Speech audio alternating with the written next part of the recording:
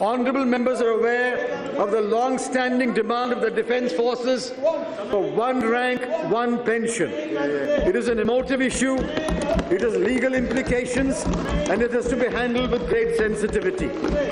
During the tenure of the UPA government's changes in the pension rules applicable to the defence services were notified on 3 occasions in 2006, 2010 and 2013. As a result, the gap between pre-2006 retirees and post-2006 retirees has been closed in 4 ranks, subject to some anomalies that are being addressed. The government has accepted the principle of one rank, one pension for the Defence Forces. This decision will be implemented prospectively from the financial year 2014-15. The requirement for 2014-15 is estimated at rupees 500 crore and as an earnest of the UPA government's commitment, I propose to transfer the sum of rupees 500 crore to the defence pension account in the current financial year itself. The fiscal deficit is declining, the current account deficit has been constrained, inflation is moderated, the quarterly growth rate is on the rise, the exchange rate is stable, exports have increased, and hundreds of projects have been unblocked. Madam Speaker, all this is a result of hard work.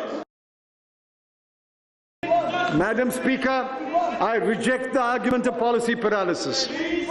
Just as there are business cycles, there is a cycle around the trend growth rate of an economy.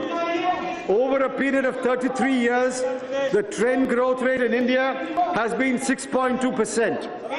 Average annual GDP growth during the period 1999-2004 was 5.9%, that is below the trend rate.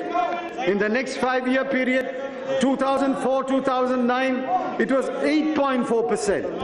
And in the period 2009-2014, going by the CSO's estimate, it will be 6.6%. UPA 1 and UPA 2 have delivered above the trend growth rate. 2013-14, agricultural exports are likely to cross $45 billion. Agricultural credit is likely to touch 7,35,000 crore rupees, exceeding the target of rupees 7 lakh crore. Agricultural GDP growth increased to 3.1% in the 5-year period of UPA 1 and further to 4% in the first 4 years of UPA 2. In the current year, agricultural GDP growth is estimated at 4.6%. Even after the slowdown, the savings rate was 31.3% in 2011-12 and 30.1% in 2012-13.